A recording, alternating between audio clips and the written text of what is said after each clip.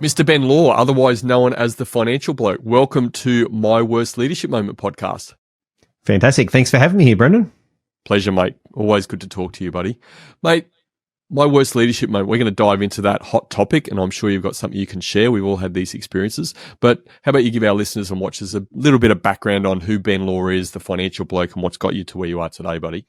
Yeah, so my background, I'll just give you the short, sharp answer. I grew up on a cattle property in western or northwestern New South Wales. I was a financial advisor for 20 years. In 2020, I had a heart scare. Luckily, it was only something minor. I then decided to retire from the financial advice industry, start up, as you mentioned, the Financial Bloke podcast, which is essentially about helping farmers and graziers intergenerationally grow, protect and transition the wealth that they've got. And I also do strategic coaching for farming families as well. So just a small group. That's my background.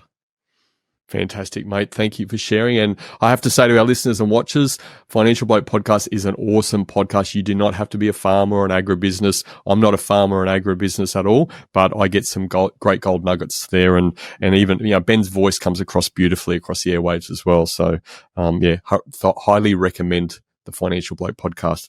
Mate, let's dive into the topic, my worst leadership moment. So how about you give us a bit of background about the story and your worst leadership moment? So I thought about this a lot, and I think I said to you before we started this, Brendan, that I thought mine was really boring when I thought about it. But I thought sometimes in life, it's the boring things that have the best lessons in them. They're the things we should possibly know, but we don't necessarily execute on. And mine was a number of years ago when I had my financial advice business, and at the time we were really successful in the normal metrics. We had a growing business, we had a growing team. I couldn't have asked for better at that stage. And then my wife, who was integral to the business, fell pregnant and went off on maternity leave to have our daughter Sophie. And my leadership failure was the fact that I was in control of the business. I was leading the team. We're doing really well. And then I knew Sarah was going to go off on maternity leave, and I left it. And I didn't employ someone quick enough to come in and essentially replace her and do a few other bits and pieces in the business. And so I backed myself into a corner, and I ended up employing the wrong person. Now, upon reflection, the reason I employed that wrong person was I always had a business policy that I hired for character and trained for skill. And what I mean by that is I'd employ people with the right values, morals, work ethic, those things that sort of build up character. That was the number one driver for me. And then if they didn't have the skills or the technical skills to do the job or the experience, they had the capability but not the experience, well, I'd then train them up. And the reason I did that is I just wanted the right fit culturally within the business. And that worked really well for me. And I usually employed quite often mums. So they were wanting part-time work, mum hours, 9 till about 2:30. And they were usually smart, intelligent, hardworking, loyal, honest, all those things I wanted out of a person. And so I employed this new person. They were highly skilled in the area that I needed them, but there were some red flags around character, around their values. And I took this person on. After about 3 months, it became extremely clear to me that they were the wrong fit. And again, I stuck my head in the sand. I knew I needed to do something about it, but I had a new child, business was booming, I had a whole lot of other pressures, and I just kept sweeping it under the rug. And it wasn't until one of my best employees turned around and said, it's her or me, that I was actually forced into action. And so my failure was the fact that I hired for skill and I ignored the character and values, and then I didn't take action soon enough when there was a problem. Yeah, unfortunately can be a bit of a common situation in organizations, but you talk about this knowing doing gap. So you've already had this knowledge. You knew to hire on character and train on skill. What was the gap in the doing? Well, I think the real clarity around it for me was the fact that the pain of doing nothing was less than the pain of doing something. So in other words, I'd tried to fix it, and it was uncomfortable in the workplace, and it just wasn't a good fit. But having that conversation and then managing her out and ultimately firing her, in my mind, was far greater pain. And I think Tony Robbins talks about the pain of doing nothing has to become greater than the pain of taking action and making a change. And I didn't reconcile that. And I think the pain was worse of doing nothing, but I just had so many things on that I just deprioritized it. And I knew it was a problem. I knew I had to do something about it, but I just naively hoped that it would work itself out. And I think that was the massive failure on my part. Mm. Tell us a little bit about the impact, the consequences of this, what you determine as your worst leadership moment. What sort of environment did it create during that 3 months, and what are some of those behaviors that you saw? It became toxic. So what I want to be really clear is that employee wasn't necessarily a really bad person. Like you couldn't sort of look at her and go, this person is just a horrible person that's evil and narcissistic and all those sorts of things. It just wasn't a good cultural fit. We all operated as a team, and we had each other's back, and I needed people to execute what I asked them to do.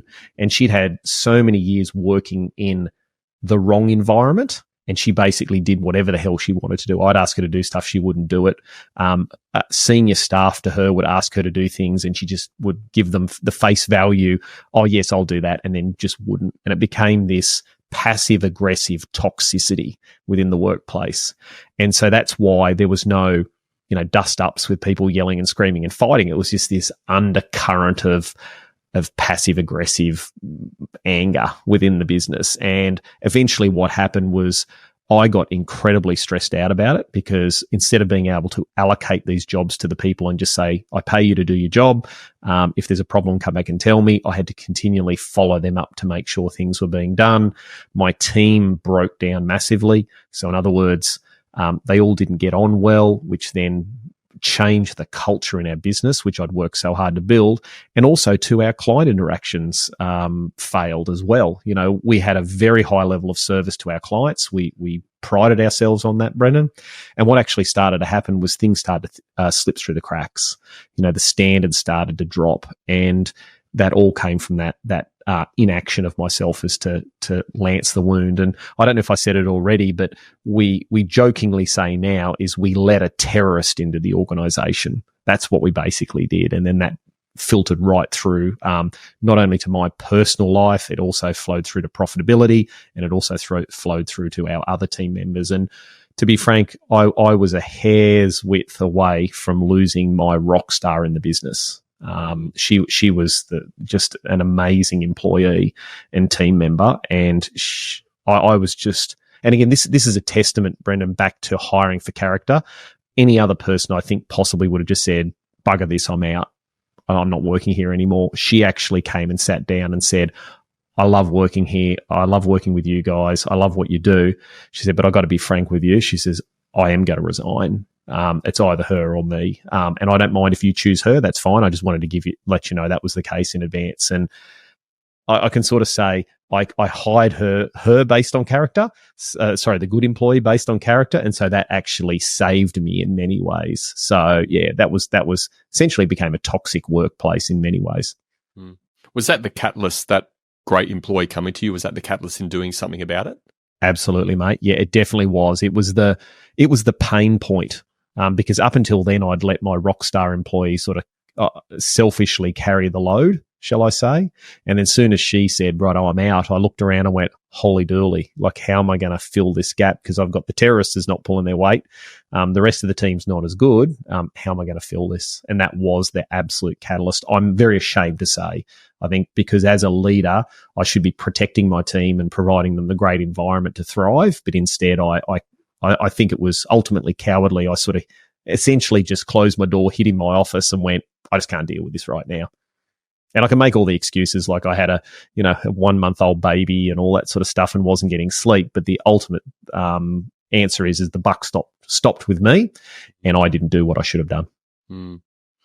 Yeah, living near the beach, mate, like you do and I do. Well, I guess we put our head in the sand, but some of the clients that you work with, they probably put their head in the cow trough and just hope that it goes away, right? Yeah, you're absolutely right, mate. I mean, and look, we've got to be blunt and we've got to be fair. I mean, it happens more often than not. I mean, most people will avoid a difficult conversation in a business because it is difficult. It's not easy. And 50% of the population's disagreeable, 50% are agreeable. Some people like those arguments and friction. Others don't. I don't like friction. That's my nature. I'm a communicator. I like to find peace, and I struggled throughout my career with difficult conversations, and that's something that just has to be learned. Mm. Let's go into that learning side, because again, you knew this, you talked about it in your explanation there. You knew that that's what you need to do, hire on character, train on skill. Maybe you underestimated the impact of not following your own rules. So what did you learn? What's been the greatest learning for you that you've taken forward? Yeah, look, I'm a very strong value-based person. So in other words, I always talk about values. I train my daughter who's 7 in values. We talk about it as a family. We have our family values. I talk with all my clients about values. And so that event solidified in my absolute core the importance of values and matching values. And so what we do now is we have our employees or the people that work for us. It's a values conversation first. You know, what's important to you, who's important to you, and also too with all our professional service providers. So if we use accountants or lawyers or bankers, you know, internet service providers, etc., we look at their values first. It's not necessarily the cheapest or the best. It's that will these people be good to do business with, and the same for our clients. So I hire essentially and fire my clients based on values. And that sounds a little bit harsh, Brendan, but that's part of our filter process. You know, we've got a checklist of who we're going to bring into the business. We're very selective on who we take on, and we look at it and we go, do their personal and business values match ours? And if they don't, we have to have a very serious think about whether we want to take on these people as clients. Now, I can tell you, mate, my experience of dealing with plenty of business owners over the years is that the clients that give you the most grief are the ones that don't match the values to yours. That's where you get the conflict. And so I've gone back over all the clients that I've gone, you know what? They weren't a match for me and my business. And the vast majority of the time, it was a values mismatch.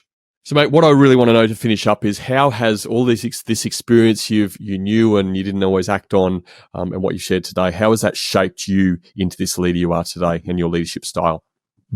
I think I've, again, as I mentioned before, around the values, that's really solidified in my DNA now, how important values are in business, but also too, it's given me the experience to know that sticking your head in the sand and not having the difficult conversations when you need to is just kicking the can down the road.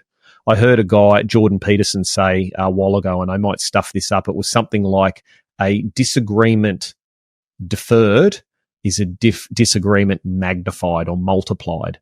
And I think it's the same in business, is if you kick that can down the road, yeah, you leave that for later on, but it's going to get to you in the end. It's not going to resolve itself, and you're better off to have the conversation up front, pull that Band-Aid off and get it done, learn the lesson and move on, than let that cancerous problem in your life essentially, how do I put this, eat away at the business. And there's one thing I just want to say, I heard this the other day, Brendan, which is I collect quotes, things that resonate with me. I write them on a Post-it note and stick them on the wall. And there's one sitting on my wall in number one position at the moment. And it said, and it was off a podcast I listened to in America, and it was, the heaviest things in life aren't iron and gold, but unmade decisions. The reason you're stressed is you may have decisions to make and you're not making them. And I think that one for me was really powerful in the sense that, you know, we carry around the weight of these indecisions. And I think the sooner we can make a decision and solve that problem, even if it brings up another problem, that's okay. That's a huge weight off our shoulders and also for the people around us. Yeah, mate, absolutely well said. I can definitely resonate with that as well myself. So I'll have to steal that quote and put it up on my own wall to keep reminding myself, mate. What you've shared today, I guess that a couple of lessons that I think I've taken is that, and reinforcing to people listening and watching today, is that, like you said many times, hire on character, train on skill. But even before that, what you indicated is you sort of pushed yourself into a corner. You'll get it sorted. You had enough time. Last I checked, I think babies take about 9 months to incubate. So you had about 9 months to sort yourself out, and you didn't. So there's a lesson in that around sort of prioritizing and make sure we're spending time on the high value activities, then hiring on character, training on skill, really getting good at that. Doesn't mean you're going to be a perfect recruiter, let's say, and always bring in the right people, but you've got a much higher chance of doing that. And if you do that, then those impacts on the business and your great employees, you are very, very fortunate, because a lot of people, even with the ones that you've hired on character and trained on skill, they wouldn't always come to you and say, hey, it's me or this person, like, hey, I really love it here. So kudos to that wonderful lady who was in your business, and no doubt a lifelong friend of yours, I would say. So once again, mate, so many learnings from what you shared today. Thank you so much for being one of our guests on My Worst Leadership Moment. Thanks very much for having me, Brennan. I love what you're doing, and I think I can't wait for all the episodes to come out so I can gather some of the wisdom that you've collected, mate. Thank you, mate.